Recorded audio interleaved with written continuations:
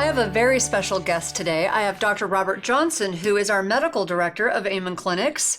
Before we get started, because we have a lot to talk about, and I'm really excited about what you are bringing to the table today, let me just quickly go through your biography. Dr. Johnson is highly qualified, and I'm just so excited that you are sharing information today. In addition to being our medical director since, 2013? Yeah. Yeah, amazing. You have a lot of experience in the addiction world. Medical director of Sierra Tucson for 5 years, senior medical director of College Hospital for 10 years, vice president of medical affairs of College Health IPA, behavioral health consultant for public and private mental health organizations. But you're also a coach, correct? You're certified as a coach. Right. So you're not just a psychiatrist, you really know how to motivate people and coach them into change. Yeah, I've done a lot of executive coaching and life coaching over the years, right? I like that. So you personally have, I want to make this personal. You've helped me with a lot of people who are important to me. So I've sent some special people in my life to you for help, and it's been very effective. So I really wanted to share this with people in my community.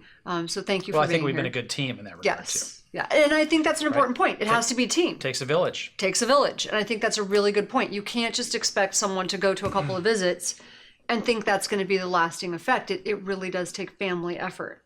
Yeah, these behaviors are well ingrained, right? So there's lots of triggers, lots of contributing factors. So the more the merrier. Right, and I think one thing that has been helpful for me, we're working with someone in my family, and it's hard for those of us in the family. You get caretaker fatigue. I mean, you really get exhausted at certain points. You think they're doing better, and then all of a sudden they're not. And then you think they're doing better, and then they're not. And it's like this cycle that's exhausting.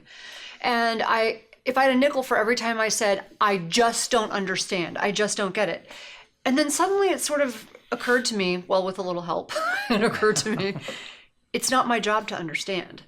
It's like, it's really hard to get to that place if it's not my job to understand. It's my job to try to help facilitate this information, to help facilitate this change, and to get the best experts I know how to help with this. It's about being a midwife for the process, right? So really all we're looking to do is piggyback on these this natural process for change and motivation. Right. Right. So rather than trying to kind of, push the river ourselves, it's really kind of going with what works naturally and just helping make it more efficient. Right, and I may never understand because I'm not in that position, but maybe I can learn to have empathy through these processes you're going to bring to us. Right. So I love what you brought to the table today. Tell us what you wanted to talk about. Well, I thought we could talk about just the nature of change and motivation. And so when dealing with a friend or family member who's struggling with a problem behavior, how do you balance between sort of tough love and building healthy internal motivation? Because walking that tightrope is a challenge, right, for anybody, whether it's a doc or family member or friend. So one of the core principles is it's helpful to recognize that when any of us are trying to change any problem behavior, we go through similar phases of change and motivation. It's true for you, for me, for the family member we're talking about. So I'll give you a sort of overview about that change cycle real quick. So in layman's terms, it goes from I can't or I won't to I might, to I will, to I am, to I still am, right? And then also relapses in that cycle too. The reason it relapses in that cycle is because it turns out research is showing that if you talk about sort of the inevitability of slips and relapses in the process of any kind of substantial, long-term change, it not only doesn't increase the likelihood for relapse, actually diminishes the likelihood, but if it does occur, makes it more likely for that to be an occasion for learning and tweaking the process, right? Okay, so I like what you're saying. If I'm hearing you correctly, it's like rather than seeing it as a failure, see it as an opportunity to learn something about the process. What did I miss? What do you do differently, right, to help maintain that momentum? And that has certainly been the case in this situation. It's hard for us on the outside, for those of us helping this person, but in each case, we have learned something new. So, well, in that regard, one of the things I think that you've seen, and I think you do this naturally well anyway, but I think one of the things that you've seen is that, it's not your job, it's not my job to drag somebody, right, against their will from I can't or I won't to I will or I am. Yeah, I'm not good at codependency. Well, I'm not good at or enabling.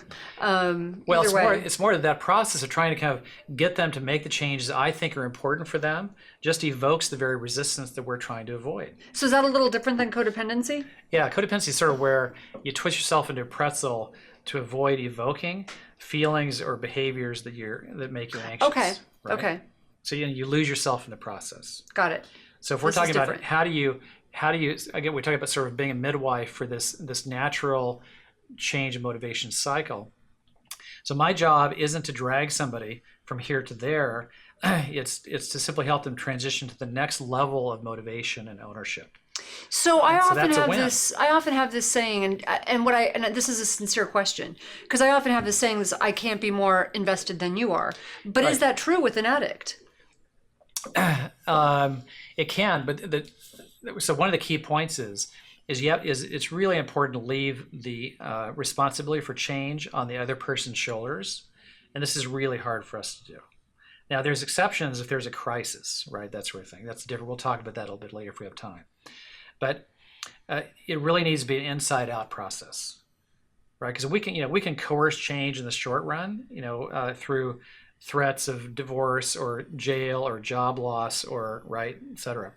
But those sorts of change efforts typically are pretty short-lived, because what does sustained change require? Right? It requires a level of motivation, Right. self-discipline, the ability to say no to It's a short-term choice, temptations, to delay immediate gratification for long-term gain. Right. Right. So really, the more the person has ownership about both the goals as well as the process, it's more likely to be sustained. So this makes sense. That makes a lot of sense. But So it's how really do you hard. get them there? Well, this is really tough, either for family members, friends, or for docs, because you have to sort of sit on your hands, right? Sit on your Right. tongue. Because what doesn't work is offering uninvited advice, feedback, coaching, or trying to scare them with scare stories or coerce change. And so we'll talk about there's sort of series of 5 questions that can help you get them from here to there. So here's a couple. Here's like 3 principles about how to not evoke the pushback or resistance that you're wanting to avoid when trying to help somebody make a change.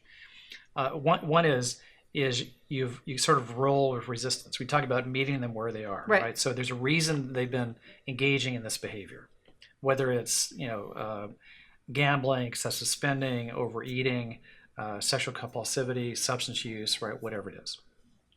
So really having the intention to listen without an agenda, right? So they really sense that you actually care about why they use and where they are. So you're meeting them where and how they need to be met, as opposed to you or me bringing an agenda and saying, by God, I'm going to get them from here to there, right? Because it's important to me, right? That's inevitably going to, evoke the very pushback that we're trying to avoid. I love that. And that sounds great. But for somebody, I just want to go into the person who's helping this person. So for somebody who's grown up with the trauma of being involved in that environment, Right. it can be hard to do that. Really hard. Yeah. So because we all bring our own backgrounds Right. to this process. And so And some of us have a lack of tolerance, others have codependency. I mean, we're all coming in with whatever it is we come in with.